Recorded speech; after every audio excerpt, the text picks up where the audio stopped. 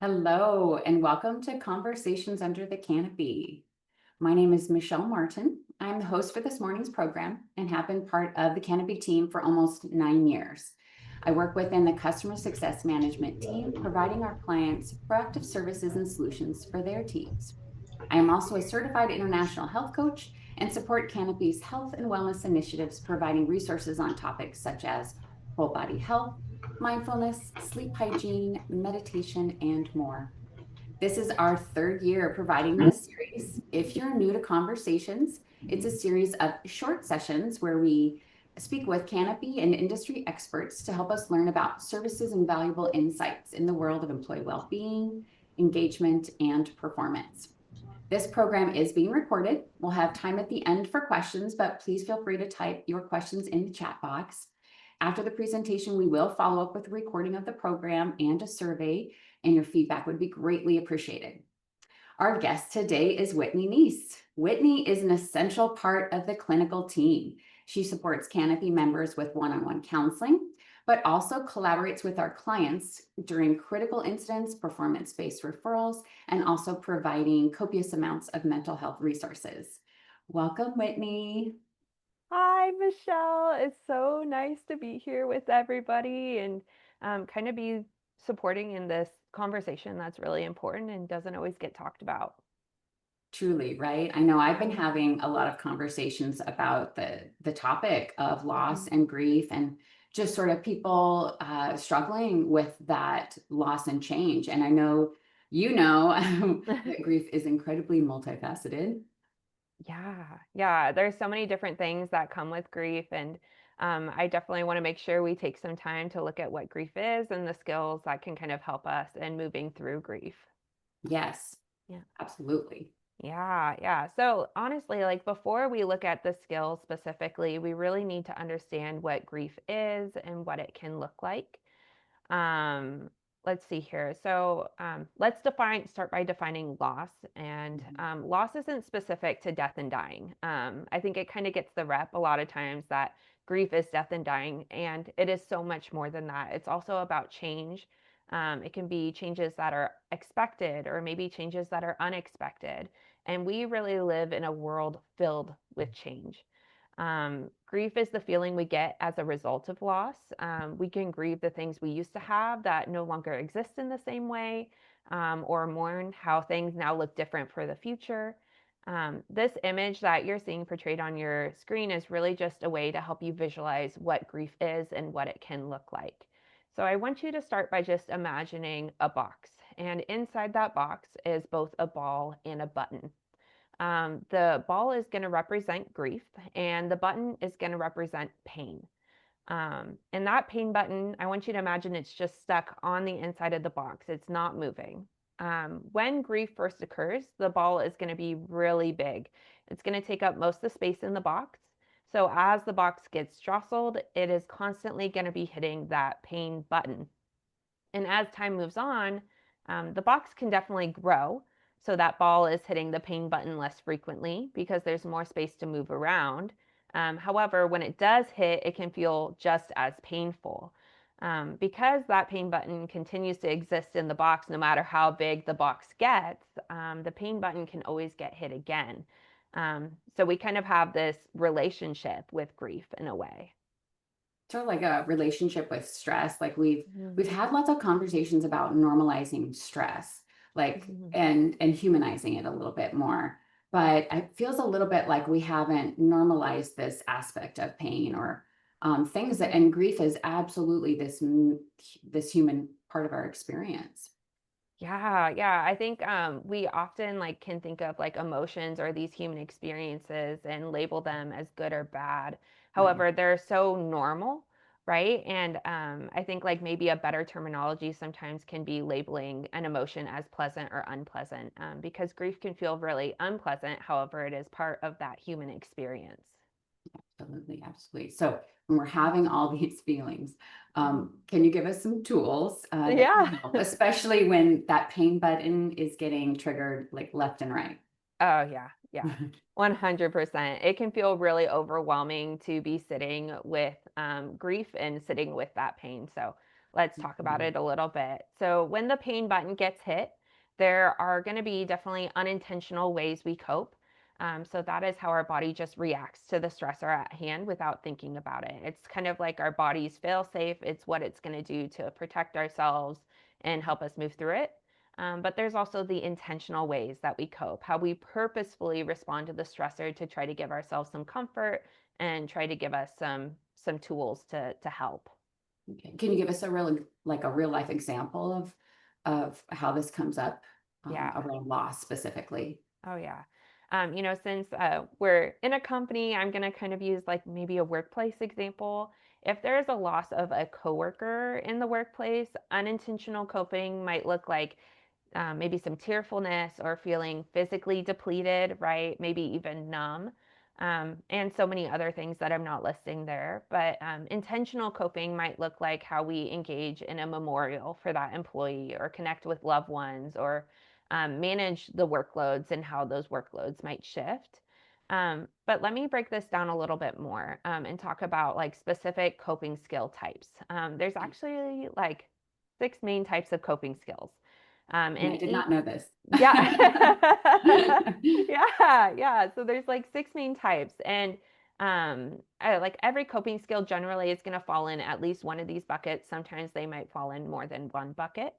When one coping skill isn't working, we generally want to draw from one of the other 5 that we're not using in that moment. So one type of coping skill we have are our distraction coping skills. So those are the things that take our mind off of the stressor.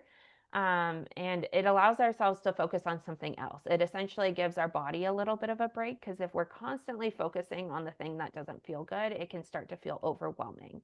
So some examples of this might look like watching TV or scrolling on our phone, reading, talking with a friend, cleaning. A lot of my clients use cleaning as a distraction coping skill.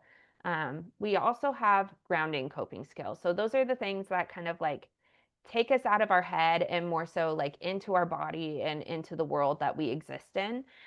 So examples of that might look like yoga or meditation or going for walks. We have 2 so far. I hope everybody's, like, hanging in there. We have our emotional release coping skills. So that is when we allow ourselves to identify an emotion we're feeling and express the emotion that we're feeling. So that might be allowing ourselves to laugh if something is funny, allowing ourselves to feel that heaviness when something is sad. Maybe it's screaming music lyrics when we're angry. We have our self love coping skills. Those are the ways in which we take care of ourselves, either mentally, emotionally. That could be maybe not the most fun things like going to the doctor or going to a therapy appointment, which I think can be fun sometimes. And just the things that we do to like celebrate our wins, to pamper ourselves, or to give ourselves the support that we're needing. We have our thought challenge coping skills. So that's when we challenge negative thoughts we're having. A lot of times I have clients imagine what a friend would say in those situations and try to Mhm. apply that to the negative thought maybe we're having about ourselves. And then lastly, accessing our higher self coping skills. So those are the things we do for others because it helps remind us of our value or purpose. So that could be volunteering or smiling somebody at a grocery store. Maybe you let somebody into traffic and you usually don't. Whatever that thing that is for you that kind of allows you to give to somebody else. I love that. And I love that celebrating our wins. I don't think Mm, we give ourselves enough credit when yeah. we're like just getting through some of those smaller moments. Hmm. They can really help you sort of feed that garden of even the better moments that are to come. I love that. Yeah. So it's wonderful we have these tools. But how do we know which particular tool to use when we're going through particular, something in particular? Just like another great question. Unfortunately or fortunately, a lot of it is trial and error and figuring out what works for you. One tidbit I will share is that in general, people lean either more towards emotional based coping strategies or logical based coping strategies. For instance, someone might find comfort in getting logistical things done when stressed, and they might neglect maybe some of their like emotional processing that they're needing to do. That's Uh, me. yeah, yeah, usually we'll fall into one camp or the other. And then Yeah. the other is the exact opposite, right? So they find maybe some people find it harder to function when stressed and lean more into that emotional side and neglect some of those logistical things that need to get done. Neither of those things is necessarily bad. We just want Mhm. to find out like how we can bring more balance if we can. So I would encourage people to reflect on like what direction they generally lean towards and ask themselves oh, sorry, words. Ask themselves if there's ways to like bring that better balance to how they're coping. And if you're finding you're out of balance, what are some tips that you would suggest? Yeah. So if you're doing a coping skill that's just not the right fit, I want to first share that again, that's so normal. And I'd as uncomfortable as it might be, I'd encourage you to try something new. Finding the right thing is going to shift from person to person, and it can be scary and it can feel weird. However, you might wind up finding that perfect fit that's just for you. And if you're having a hard time figuring it out by yourself, I would encourage you to tap into like the Canopy resources that are available so we can kind of support you in that process. Yeah, and I mean, flexing those change muscles, so good, right? Yeah. I'm certain this has helped everyone today, but Mhm. can you dip in a little bit more on how Canopy can help? Yeah. I mean, Canopy has like so many great resources, and I could talk about those resources like up and down all day long. But just like a brief overview would be like our 24/7 crisis support, right? There's always a counselor or mental health professional staffed on that line 24/7 to just be a support in the moment for whatever is coming up. You can also get referrals to ongoing counseling through your EAP benefits. You can get life coaching. We also have like systems in place to bring up resources for logistical things that you're needing support with. I know in 2024, and it's on that slide there, we helped with 320 critical incident responses, right? So that's when a mental health professional is going out to a work site, or maybe it's via the computer and they're supporting with things like employee deaths or violence in the workplace or vicarious trauma. Additionally, we have organizational support, so leadership trainings, management consultations for things that are happening in the workplace. Maybe you're needing some help managing something that's coming up for an employee. And of course, there's other resources like legal consultations and financial planning.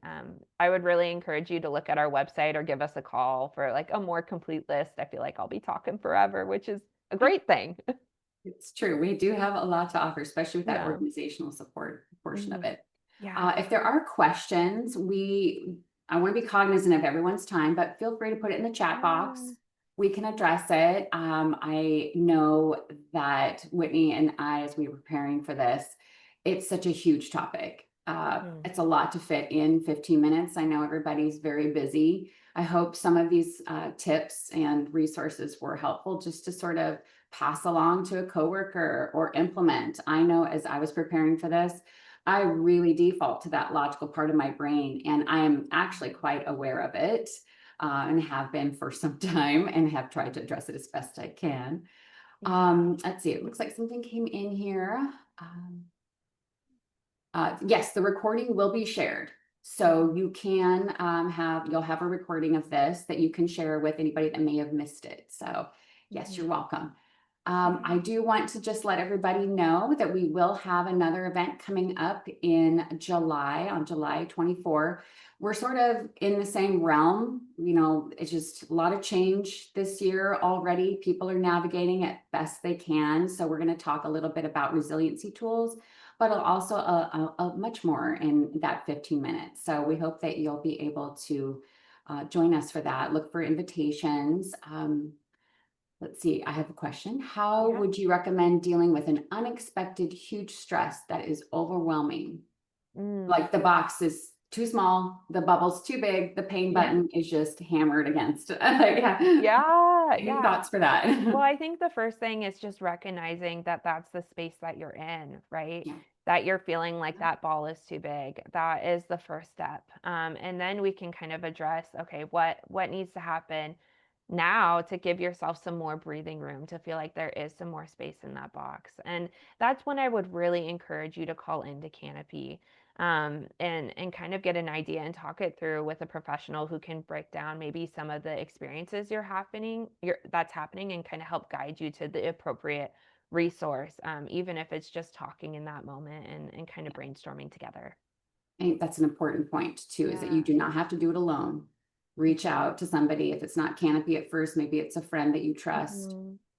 You don't have to do it alone. Like figure Yeah. out those 6 coping tools are there, but if you need something urgently, um, that's the human touch. I think that's really important. Yeah.